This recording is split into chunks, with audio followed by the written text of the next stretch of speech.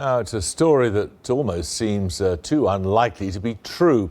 A fisherman sets off from the Mexican coast but gets lost at sea. Over a year later and thousands of miles away, the fisherman, José Salvador Alvarenga, turns up on the Marshall Islands in the middle of the Pacific Ocean. He claims to have survived his 13-month journey by drinking turtle blood and his own urine to stay alive. Well, I'm joined now via Skype by Jack Niedenthal, who's a filmmaker on the Marshall Islands and who's spoken to Mr. Alvarenga. Do you believe him? In a word, yes, and I can say categorically that when he first washed up on the shore and I started hearing the story, I was very skeptical, but having seen him and talked to him yesterday, having filmed him getting off the boat, I really think that this man went through an ordeal. You described some of the issues he had with being at sea for so long, but this is not somebody working an agenda or trying to perpetrate a hoax. This is a simple fisherman from Mexico who spent a long time at sea and has an incredible tale to tell. What sort of shape was he in? Well, when we first saw him, when we got off the boat, I think some of the people actually saw some of the images that I shot and thought, hey, this guy looks big and healthy, and how could he ever been at sea? But the issue he had, he was very bloated, and his face was bloated, and his arms and hands were bloated. And to me, he didn't look healthy, and he had a big baggy sort of shirt on that made him look heavy.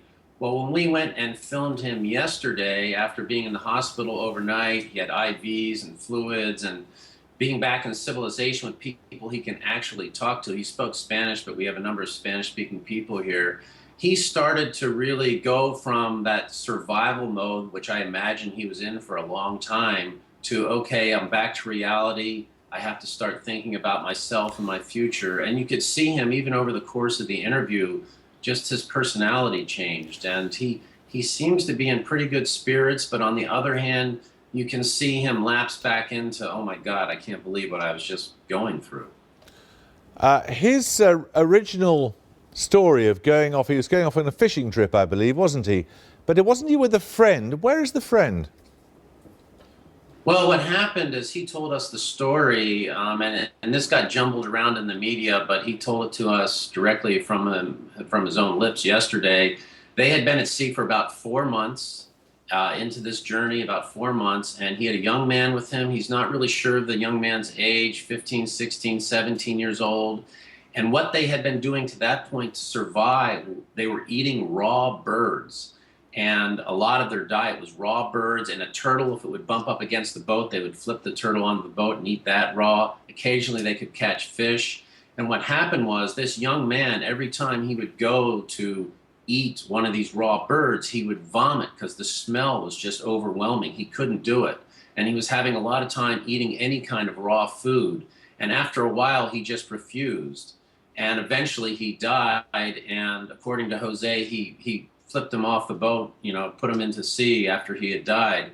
But when he talked about this particular event in the interview, you could see the remorse come over his face. This was something that really, it's starting to sink in, the whole reality of his journey, I think. And he started, when he talked about this young man, it was a really hard thing for him to talk about.